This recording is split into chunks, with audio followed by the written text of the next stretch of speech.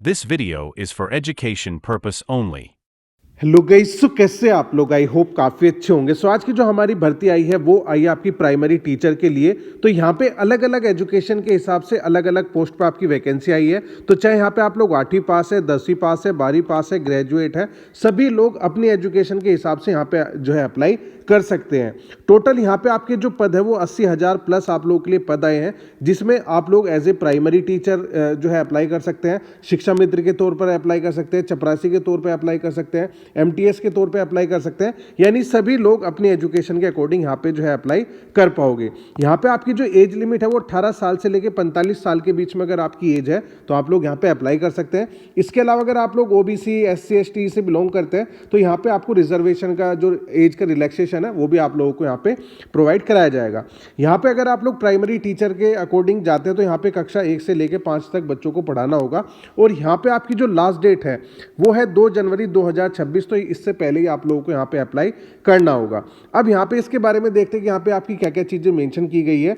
तो प्राथमिक शिक्षक भर्ती 2025 यानी अभी इसका जो है नोटिफिकेशन आ चुका है, लेकिन यहाँ पे इसकी लास्ट डेट जो है 2026 रहेगी। तो यहाँ पे 10वीं पास भी अप्लाई कर सकते हैं, 12वीं ग्रेजुएट पास सभी लोग अप्लाई कर सकते हैं। ऑल ओवर इंडिया जॉब रहेगी, क्योंकि ये जो है आपकी सेंट्रल जॉब रहने वाली है, स्टेट का इसमें मतलब नहीं है। तो यहाँ पे किसी भी स्टेट का कोई भी कैंडिडेट यहाँ पे अप्लाई कर सकता है, चाहे महिला हो चाहे पुरुष, दोनों तरह के कैंडिडेट यहाँ पे एलिजिबल रहेंगे। इसमें कुछ पोस्ट ऐसी है जहाँ पे आपकी कोई भी परीक्षा नहीं होगी। यहाँ पे आप लोग जो है अपने जो आपके 10th 12th में 8वीं 10वीं में जो भी आपके नंबर आए हैं उसके बेसिस पे मेरिट लिस्ट तैयार होगी और आपको डायरेक्ट जो ज्वाइनिंग है वो यहाँ पे दी जाएगी। कुछ पोस्ट ऐसी है जहाँ पे आपका इंटरव्यू रहेगा। यहाँ पे आयु आपके 18 साल से 45 वर्ष की रहेगी। अब यहाँ पे अगर कोई महिला, कोई फीमेल अप्लाई करते तो उनको क्या विशेष अवसर और लाभ मिलेंगे? तो परमानेंट गवर्नमेंट जॉब आप लोगों को मिलेगी और यहाँ पे आपको स्थानीय पोस्टिंग मिलेगी, यानी आप लोग जहाँ पे रहते हैं आपका जो होम डिस्ट्रिक्ट है उसी में ही आप लोगों को काम करना है। जो भी आपका गाँव पड़ता है या कस्बा पड़ता है वहीं पर आप लोग यहाँ जो है काम करोगे। सुरक्षित वातावरण में नौकरी।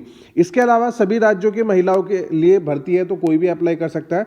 अगर हम यहाँ पे पुरुष की बात करें तो स्थिर कैरियर है, परमानेंट जॉब है, अपने गाँव में करना है, स्थानीय नियुक्ति रहेगी और यहाँ पे कक्षा 1 से कक्षा 5 तक जो है बच्चों को आपको पढ़ाना होगा।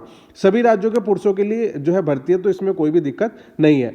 अब यहाँ पे बात आती है कि इस वीडियो में हम आपको किस किस चीज़ के बारे में जानकारी देंगे। तो सबसे पहली बात कि यहाँ पे आपको जो है ऑनलाइन अप्लाई करना है। तो ऑनलाइन आवेदन आपको कैसे करना होगा, शैक्षणिक या योग्यता क्या होगी, क्या उसकी पात्रता होगी, आयु में कितना छूट मिल सकता है और इसकी जो लास्ट डेट है वो क्या रहेगी।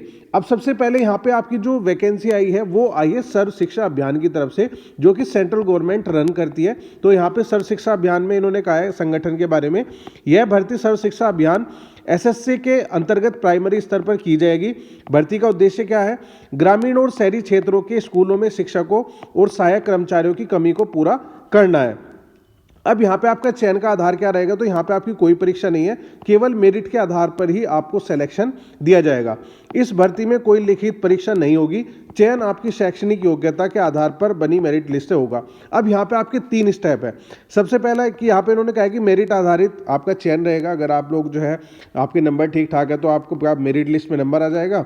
उसके बाद यहाँ पे आपका डॉक्यूमेंट वेरिफिकेशन होगा, यानी आपके जो 10th 12th के मार्कशीट के है पेपर वो सही है नहीं है, कोई फ्रॉड तो नहीं है, क्योंकि जितनी भी गवर्नमेंट जॉब होती है आपका डॉक्यूमेंट वेरिफिकेशन होता ही होता है। और उसके बाद आपकी फाइनल मेरिट लिस्ट तैयार कर दी जाएगी। अब यहाँ पे आपकी किन किन पोस्ट पे आप लोग अप्लाई कर सकते हैं?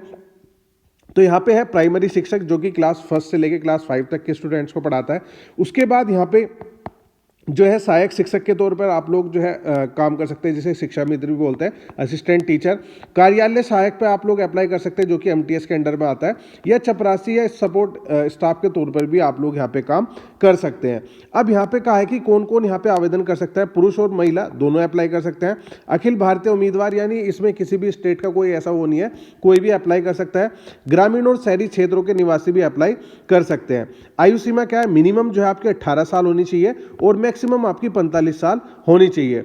एससी, एसटी, ओबीसी और महिला उम्मीदवारों को सरकारी नियमानुसार आयु में छूट दी जाएगी। अगर आप लोग ओबीसी से बिलोंग करते हैं तो यहाँ पे आपकी जो मैक्सिमम एज है वो 48 साल हो जाएगी।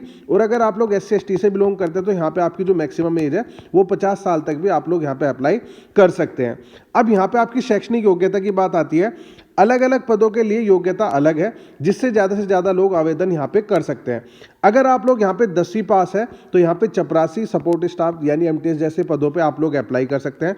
अगर आप लोग यहाँ पे 12th पास है तो कार्यालय सहायक और कुछ शिक्षक पदों के जो शिक्षा मित्र होते हैं उस पर भी आप लोग अप्लाई कर सकते हैं। अगर आप लोग यहाँ पे ग्रेजुएट है, ग्रेजुएट में आपने चाहे BA, BCom, BSc, BCA, BTech यानी 12th के बाद आपने 3 ईयर का, 4 ईयर का कोई भी डिग्री प्रोग्राम किया हुआ है तो आप लोग जो है कुछ विशिष्ट प्राइमरी शिक्षक पदों के लिए अप्लाई कर सकते हैं। अब यहाँ पे अप्लाई करने के लिए क्या क्या जरूरी दस्तावेज, क्या क्या डॉक्यूमेंट्स की जरूरत पड़ेगी, तो आपके पास आधार कार्ड होना चाहिए, 10वीं 12वीं की मार्कशीट, ग्रेजुएशन की मार्कशीट, और अगर आप लोग जो है शिक्षक प्रशिक्षण प्रमाण पत्र, यदि आप लोग कुछ ऐसी पोस्ट है यहाँ पे जहाँ पे आपसे या तो बीएड मांगा जाएगा या डीएलएड मांगा जाएगा या टीचर ट्रेनिंग सर्टिफिकेट मांगा जाएगा, कुछ ही है ऐसी, ठीक है, तो उसके लिए अगर जरूरी है तो वो भी आपको लगाना होगा। अब यहाँ पे दूसरे क्या क्या चाहिए, जाति प्रमाण पत्र चाहिए अगर आप लोगों को रिजर्वेशन का कोटा लेना है, पासपोर्ट साइज फोटो चाहिए, यहाँ पे बैंक पासबुक की कॉपी ये आपका नहीं चाहिए, ठीक है। बस इन्होंने ये कहा है कि आपका अपना जो है एक अकाउंट ओपन होना चाहिए, यानी पैन कार्ड वगैरह ये सारी जो है चीज़ें हैं वो आपके पास तैयार होनी चाहिए, ठीक है। तो यहाँ पे आपका पैन कार्ड आएगा, ठीक है, जब आपका डॉक्यूमेंट वेरिफिकेशन होता है, क्योंकि आपकी जो सैलरी है वो डायरेक्ट आपके बैंक अकाउंट में आती है। इसके अलावा चालू मोबाइल नंबर और ईमेल आईडी होना चाहिए ताकि आप लोग अपने रजिस्ट्रेशन को कर